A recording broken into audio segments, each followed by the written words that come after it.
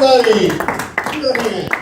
Good job. All right, and some encouragement. Awesome. All right, let's give a hand and some encouragement to our next comedian, DSipos, everybody. David.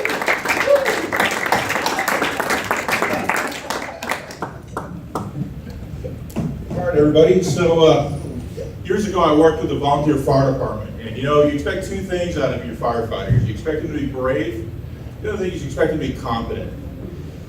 We ran into a problem. We accidentally one time burned down the wrong building. Now, before you think about that as being the punchline, it isn't.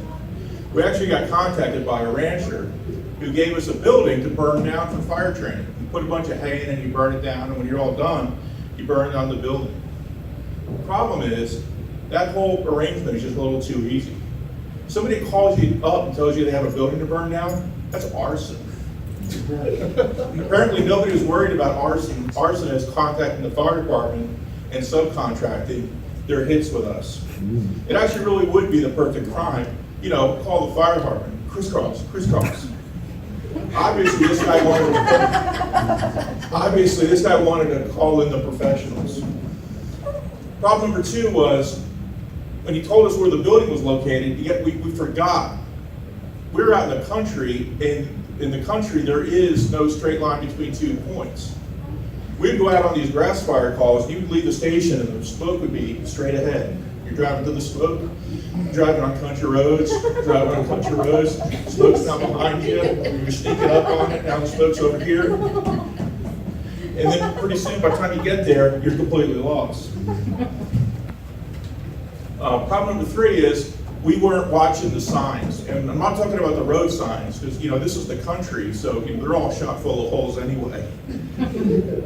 No, our first sign that we missed was, this shack was actually in a really good shape.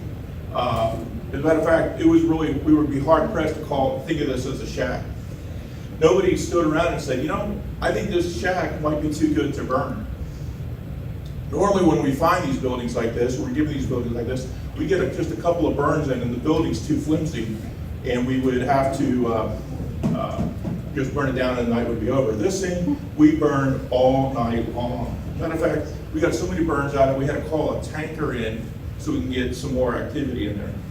Second sign we missed was there was furniture in it. That should have been a really bad indicator. So what did we do? We said, we're helping this guy out. Obviously he didn't want the furniture either, so we took the furniture out of the shack before we burned it down. We started putting the furniture on the trucks.